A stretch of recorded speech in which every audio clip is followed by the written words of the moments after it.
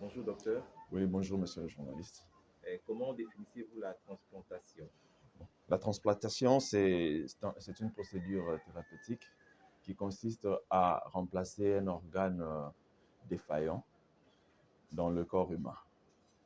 Et d'après vous, au regard de tout ce qui se passe ici à Kinshasa et comparativement en Europe, pensez-vous que le trafic d'organes est-il possible en RDC au regard des manques d'infrastructures médicales?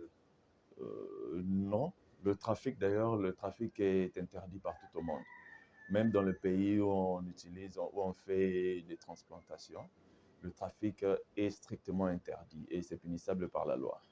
Donc, déjà, dans notre pays, on ne peut pas faire une transplantation, de un.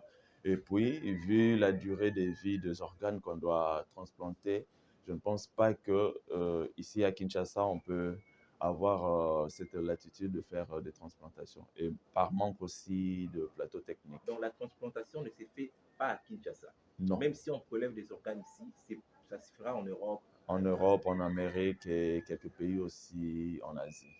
Et parlons maintenant de durée de vie de ces organes, comment ça se passe, le foie, le cœur, tout ça. Quelles sont les durées de vie de ces différents organes?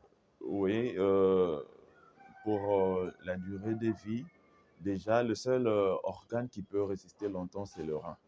Le rein peut résister pendant 24 à 36 heures après son prélèvement, mais au moins, le cœur peut résister pendant 4 heures du temps.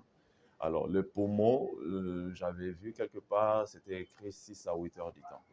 Déjà, en voyant cela, il est vraiment difficile de pouvoir croire qu'un organe prélevé ici à Kinshasa, on peut facilement l'amener ailleurs et qu'on puisse transplanter, excepté peut-être le rein qui prend plus du temps.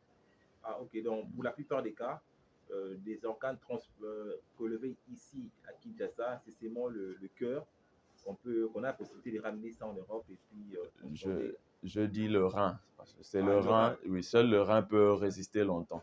D'autres organes ne résistent pas longtemps. Dans moins de 8 heures déjà, on peut perdre l'organe.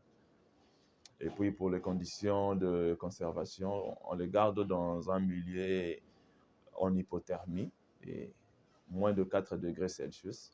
Et il y a d'autres produits chimiques pour conserver ces organes. Mais malgré tout cela, ça arrive toujours à se détériorer après un laps de temps.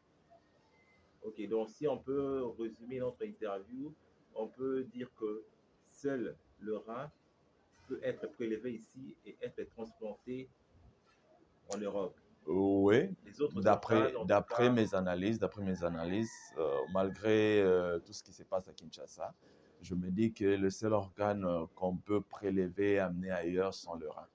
Ce sont les reins qu'on peut prélever. D'ailleurs, avec le rein, c'est possible même ailleurs, on accepte le don, parce que le don est interdit.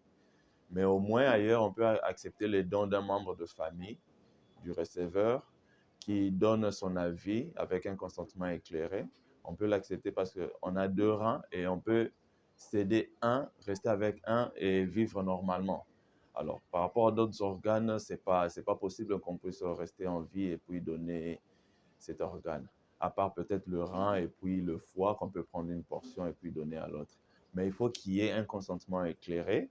Et puis, à part ça, tel qu'en France, il faut que tu sois un membre de famille biologique du receveur avant de donner. C'est ah, un peu ok. ça. Donc la transplantation est permise par la loi et le trafic d'organes est interdit. Est interdit, oui. Le trafic d'organes est strictement interdit partout au monde, que ce soit en Amérique, en Europe ou partout ailleurs. Mais au moins, ça s'est fait parce que les gens souffrent dans le monde et il y a de ceux-là qui acceptent de venir vendre leur rein ou soit une partie du foie pour survivre. Bien sûr que ce sont des trafics-là vraiment interdits par la loi. D'accord, merci. Merci.